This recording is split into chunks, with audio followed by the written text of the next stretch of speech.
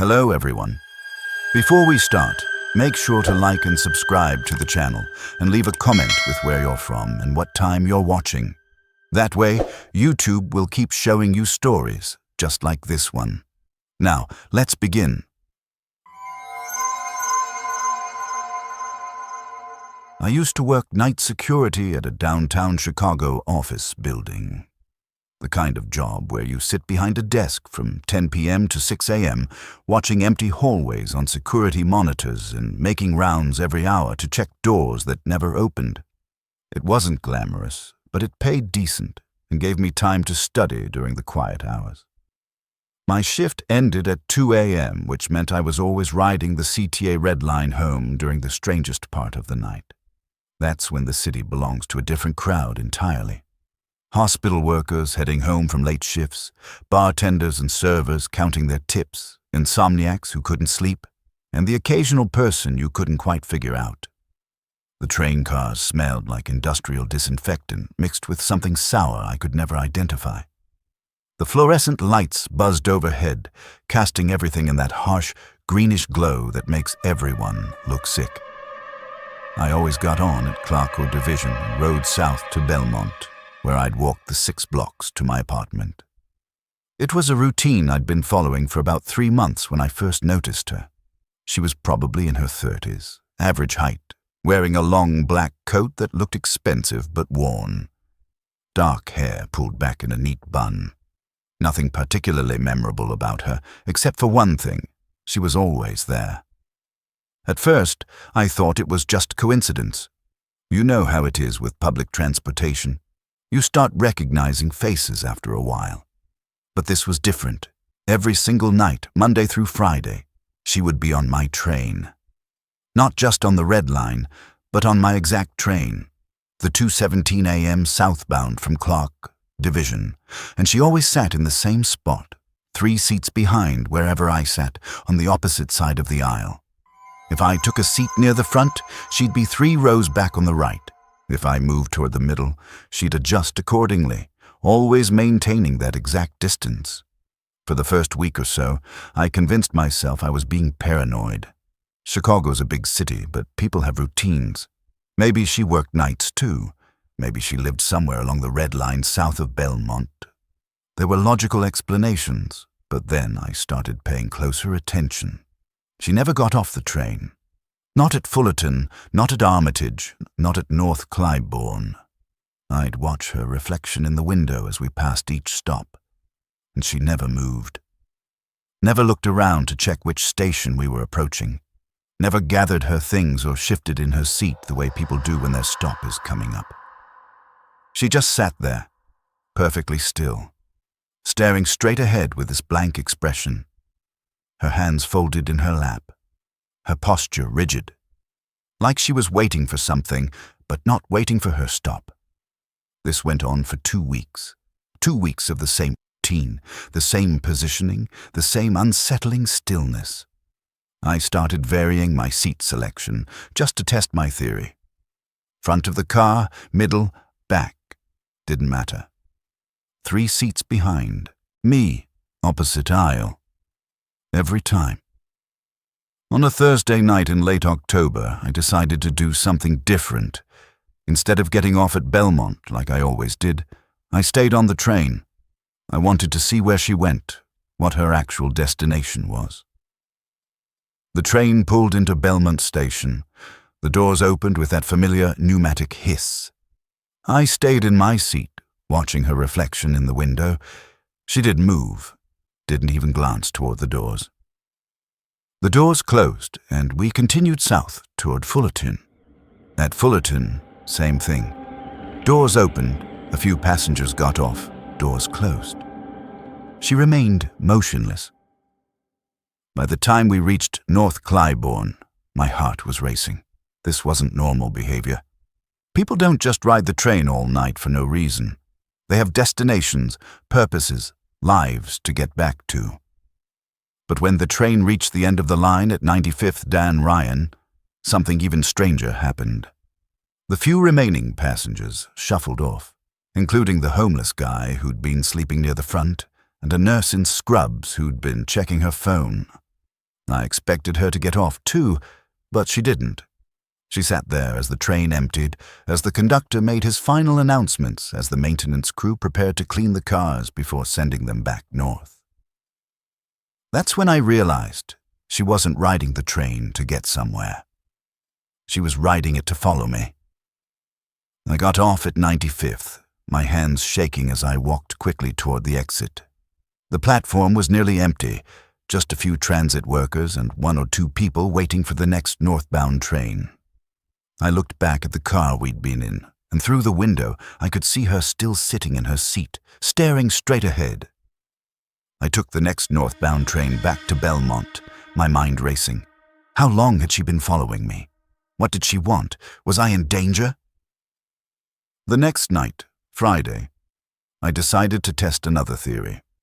Instead of getting on at Clark Division like usual, I walked north and got on at Fullerton. Maybe she was just coincidentally taking the same route, and boarding at a different station would prove I was overthinking things. But when the train pulled into Clark Division, she got on, and she sat 3 seats behind me, on the opposite side of the aisle. My blood went cold. There was no way this was coincidence anymore. She had to have been watching me, learning my routine, following my movements. But why? That weekend, I barely slept. I kept thinking about her blank expression, the way she never moved or looked around, the way she seemed to know exactly where I was going to sit before I sat down. On Monday night, I decided to confront the situation head-on. I got on the train at Clark Division as usual, took a seat in the middle of the car, and waited. Sure enough, she boarded and positioned herself 3 seats back. We were somewhere between Armitage and North Clybourne when I finally worked up the courage to act. The car was mostly empty. Just the 2 of us, and an elderly man sleeping near the front. I could hear the familiar rhythm of the wheels on the tracks, that hypnotic clacking that usually helped me relax after a long shift. I stood up and started walking toward her. She was wearing those white earbuds, the kind that came with older iPhones. But as I got closer, I could hear something strange. Instead of music, there was just static. Soft, consistent static, like a radio tuned to a dead frequency. Her reflection in the window was wrong too. While her body faced forward, her eyes in the reflection were tracking my movement, following me as I approached. When I was 2 seats away from her, she finally turned to look at me directly. Her face was completely ordinary, not threatening or sinister, just normal, but her eyes were all wrong. Too wide, unblinking, with pupils that seemed too large for the lighting in the train car. She smiled, and when she spoke, her voice was barely above a whisper. "You changed your routine." That's when I knew I was in real trouble. She had been watching me, studying me, learning my patterns, and now she knew I was aware of her. The train was pulling into North Clybourne Station. I could hear the brakes engaging, feel the car slowing down. The doors would open in a few seconds. "How long have you been following me?" I managed to ask, my voice shaking. Her smile widened, but she didn't answer. The train stopped and the doors opened with their familiar hiss. I bolted. I ran for the doors, pushed past a woman trying to board, and stumbled onto the platform. Behind me, I heard footsteps, measured, unhurried footsteps that seemed to echo off the tile walls. I didn't look back. I ran for the exit, taking the stairs 2 at a time, my heart pounding so hard I thought it might burst. When I reached street level, I immediately called an Uber, the most expensive ride of my life, but I didn't care. During the 20-minute ride home, I kept looking out the back window, expecting to see her somehow following behind us. But the streets were empty, just the usual late-night Chicago traffic. I never saw her again after that night, but I also never rode the Red Line after 2 a.m. again. I changed my work schedule, started taking the bus home even though it added an hour to my commute and cost more money. Sometimes, when I'm walking past a CTA station and I hear that familiar sound of train wheels on tracks, that rhythmic clacking that used to comfort me, I can't help but look over my shoulder. Because I know she's still out there somewhere, probably following someone else's routine, learning someone else's patterns. And I wonder if that someone else will be smart enough to change their route before it's too late. I was in New York City for a job interview back in March. It was my first time in Manhattan, and I was staying at a small hotel in Queens to save money. The interview had gone well, at least I thought it had, and I decided to treat myself to dinner at a little Italian place on the Upper West Side that my cousin had recommended. By the time I finished eating, it was almost 11 p.m. The restaurant was winding down, and I could tell the staff wanted to close. I paid my check and headed for the nearest subway station, which turned out to be 96th and Broadway. If you've never navigated the New York subway system at night, it's like entering a completely different world. During the day, it's crowded and noisy, but there's a certain energy to it. People rushing to work, tourists consulting their maps, the general hum of a city in motion. At night, especially late at night, it becomes something else entirely. The platforms echo with sounds you can't identify, footsteps that seem to come from nowhere, conversations in languages you don't recognize, drifting up from tunnels you can't see. The fluorescent lights cast harsh shadows, and every face looks suspicious. I needed to take the one train south to Times Square, then transfer to the NQ, R, or W to get back to Queens. Simple enough, according to the subway map on my phone. What I hadn't counted on was how disorienting Times Square station would be at that hour. The one train ride down was uneventful. A few other passengers, mostly people who looked like they were heading home from late shifts or nights out. I kept to myself, checked my phone, mentally rehearsed the job interview in case they called me back. But when I got off at Times Square, I realized I was in trouble. Times Square station isn't just a station. It's a maze, multiple levels, dozens of platforms, tunnels branching off in every direction. During rush hour, there are MTA workers everywhere to help confuse tourists. At 11:30 p.m. on a Tuesday, you're mostly on your own. I followed the signs for the NQRW trains, but somehow ended up in a corridor that didn't look right. The tiles were different, older, a faded yellow color instead of the newer white ones I'd been seeing. The lighting was dimmer too, coming from these old-style fixtures that flickered occasionally. My phone had lost its signal, which wasn't unusual for being underground, but it made me nervous.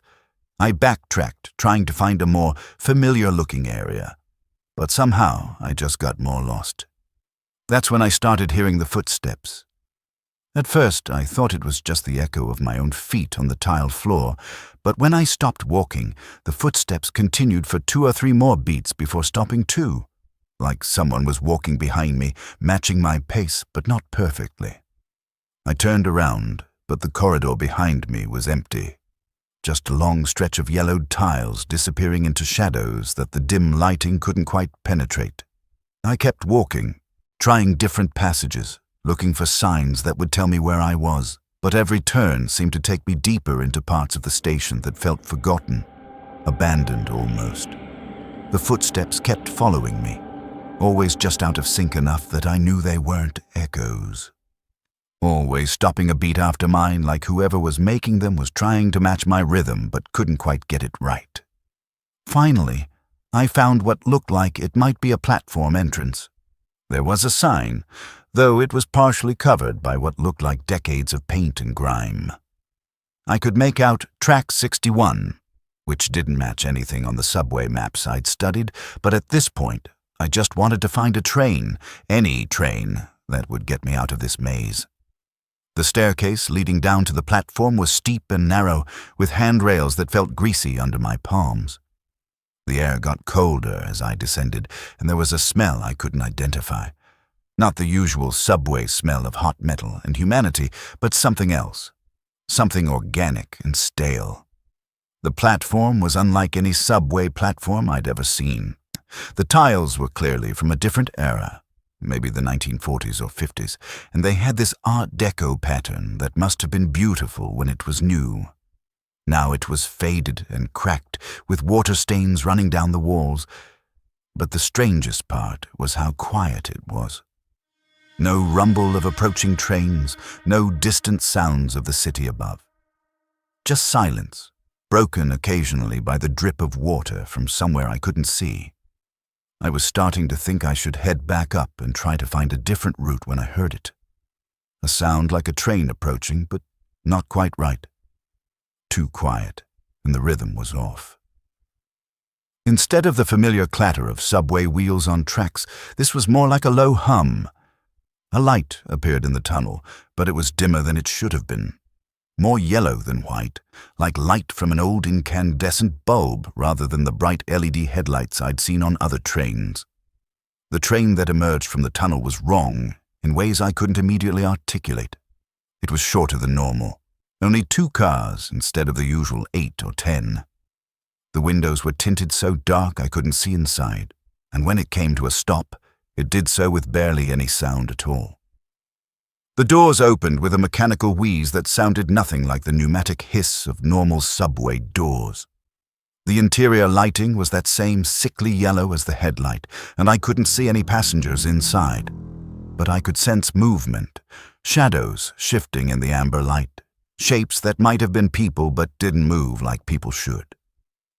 A voice crackled over the intercom system, but it sounded like it was coming from an old radio, full of static and distortion.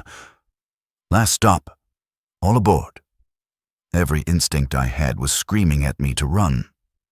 This wasn't a normal subway train. This wasn't even a normal subway platform. I had somehow wandered into something that shouldn't exist. I backed away from the train as the doors started to close. The wheeze grew louder, more labored, like the sound of someone struggling to breathe. I turned and ran for the stairs, taking them 2 at a time, my heart pounding so hard I thought I might pass out. Behind me, I could hear the train pulling away with that same unnatural hum. I ran through those corridors faster than I've ever run in my life, not caring which direction I was going, just needing to get away from whatever I'd just encountered. I followed exit signs desperately, and somehow, I still don't know how, I emerged into the normal chaos of Times Square Station. The familiar white tiles, the bright fluorescent lighting, the sounds of real trains and real people. My phone immediately picked up a signal again, showing me exactly where I was and how to get to the NQRW platforms. I took the next train to Queens, and I didn't relax until I was back in my hotel room with the door locked and the lights on. The next morning, I tried to research what I'd experienced. I looked up Track 61, old subway platforms, abandoned parts of Times Square Station. I found some references to closed platforms and unused tunnels, but nothing that matched what I'd seen. The only thing I found was a screenshot on my phone, something I didn't remember taking. It showed my location as Unknown Transit Hub with no other details. I got the job, by the way, but I turned it down. I couldn't bring myself to move to a city where I might accidentally wander into that place again, because I have a feeling the train is still running, somewhere beneath the streets of Manhattan. And I have a feeling that one day someone is going to get on it, and they're not going to come back.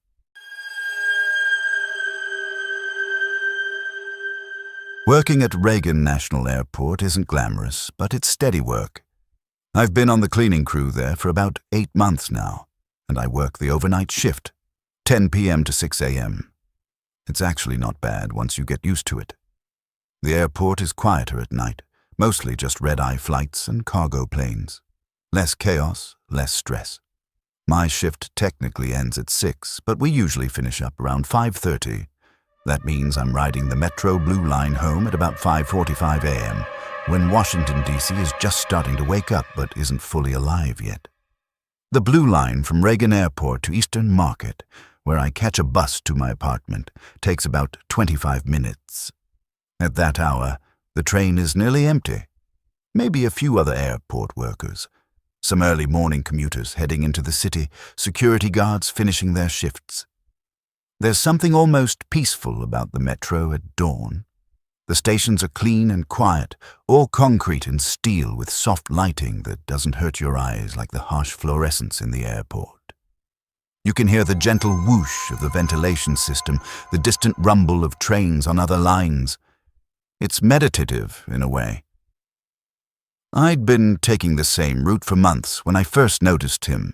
It was a Tuesday morning in the early November. I got on at Reagan Airport like always, settled into my usual spot near the middle of the car, and pulled out my phone to check messages. The train was emptier than usual. Just me and maybe 2 other people scattered throughout the car. At Crystal City, the first stop after the airport, a man in a business suit got on. That wasn't unusual in itself. Lots of people commute from Crystal City into downtown D.C. But something about him immediately struck me as odd. First, it was 5:50 a.m. on a Tuesday. What business opens that early? And he was carrying a briefcase. Not a laptop bag or backpack like most commuters, but an old-fashioned, hard-shell briefcase that looked like it was from the 1970s. He was probably in his 50s with graying hair and wire-rimmed glasses. The kind of person you'd expect to see in an office building, not on a train before 6 a.m. His suit was well-tailored but looked dated, like he'd been wearing the same style for decades. He took a seat at the far end of the car and immediately opened his briefcase. From where I was sitting, I could see that it contained what looked like photographs. Lots of them. He began methodically examining each one, holding them up to the light, occasionally glancing in my direction. At Pentagon Station, no one got on or off, but the man suddenly closed his briefcase, stood up, and moved to a seat closer to me. Not right next to me, but close enough that I could now see the photographs more clearly. My blood went cold. Every photograph was of the same metro car we were sitting in. The same Blue Line car, with the same seat configuration, the same interior details, but each photo showed different passengers, different people, sitting in the seats, but all of them appeared to be sleeping or unconscious. The photographs looked like they had been taken over a long period of time. Some were in color, some in black and white. Some looked like they were from the 1990s based on the clothing and image quality. Others looked more recent. But they all showed the same thing, unconscious passengers on this specific train car. The man continued flipping through the photographs, and I started to notice something else disturbing. The people in the photos weren't just sleeping. Their positions were too rigid, too unnatural. Their faces were too pale, their mouths slightly open in a way that suggested something was very wrong. We were approaching Smithsonian Station when the man stood up and walked directly toward me. He left his briefcase open on his seat, and I could see hundreds more photographs spilling out. He sat down in the seat directly across from me, reached into his jacket pocket, and pulled out a camera. Not a digital camera or a phone, but an old film camera with a manual flash. "You're going to make a good addition to the collection," he said quietly. His voice was calm, almost gentle, but there was something fundamentally wrong with it. It sounded like it was coming from far away, even though he was sitting right across from me. He raised the camera, and I heard the mechanical click of the shutter. There was no flash, but somehow I felt like something had been taken from me anyway. Suddenly, I felt incredibly drowsy. My eyelids became heavy, and it was a struggle to keep them open. This didn't make sense. I'd had plenty of sleep, and I'd been alert just moments before. But now, it was like someone had injected me with a sedative. I fought to stay awake, realizing that whatever was happening to me was connected to this man and his photographs. I couldn't let myself fall asleep. I couldn't become another picture in his briefcase. Through my growing drowsiness, I noticed that the train should have reached Smithsonian Station by now, but we were still moving through the tunnel. I looked out the window, but instead of the familiar station platforms, all I could see was darkness stretching endlessly in both directions. The station signs we were passing were blurred, unreadable, like they were moving too fast or like my eyes couldn't focus properly. But I knew we weren't moving any faster than usual. Something was wrong with my perception, with reality itself. I forced myself to stand up, fighting against the overwhelming urge to close my eyes and surrender to whatever this man was doing to me. My legs felt like lead, and the train car seemed to sway more than it should. I stumbled toward the emergency intercom near the front of the car and pressed the button with all the strength I had left. The effect was immediate. The train lurched to a sudden stop, and I could hear the automated announcement system crackling to life. This train is being held momentarily. We apologize for any inconvenience. The doors opened, and I could see the familiar white tiles and overhead lighting of L'Enfant Plaza station. Normal fluorescent lights, normal platform, normal sounds of the city waking up above us. I stumbled out onto the platform, my head clearing almost immediately. When I turned to look back at the train car, it was completely empty. No sign of the man in the business suit, no briefcase full of photographs, nothing. The other passengers who got off the train looked at me strangely, probably wondering why I was standing there staring at an empty car, with what must have been a look of terror on my face. When I got home, I tried to make sense of what had happened. I considered the possibility that I'd fallen asleep and dreamed the whole thing, but I was still holding the emergency intercom button when I woke up. And I had a clear memory of every detail, which isn't how dreams usually work for me. A few days later, I requested the security footage from that morning through the Metro's customer service department. I told them I thought I'd left something on the train and wanted to see if the cameras had caught it. The footage showed me boarding at Reagan Airport, sitting alone in the car for the entire journey, and eventually getting off at L'Enfant Plaza. No man in a business suit, no briefcase, no photographs. According to the security cameras, I had been riding alone the entire time. But I know what I saw, I know what I experienced, and I know that somewhere in the DC Metro system there's a man with a briefcase full of photographs, and he's still looking for people to add to his collection. I don't take the Metro after midnight anymore. I arrange ride shares or stay at work until the morning shift arrives and there are more people around. Because I have a feeling that if I had fallen asleep in that train car, if I had let myself become another photograph in that briefcase, no one would have ever seen me again. And sometimes, when I'm walking past a metro station and I hear the sound of a train pulling away, I wonder if he's still down there. Still riding the rails, still taking pictures, still collecting. The thing that haunts me most isn't what happened to me. It's thinking about all those other people in those photographs, all those passengers who didn't make it to the emergency intercom in time. If you're still listening, you probably enjoy stories like this. A like or a comment helps keep them alive, because somewhere in the tunnels beneath our cities, there are things that shouldn't exist, things that prey on solitary travelers, on people who take the late trains and walk the empty platforms. And the next time you're riding alone on public transportation in the early morning hours, pay attention to your fellow passengers.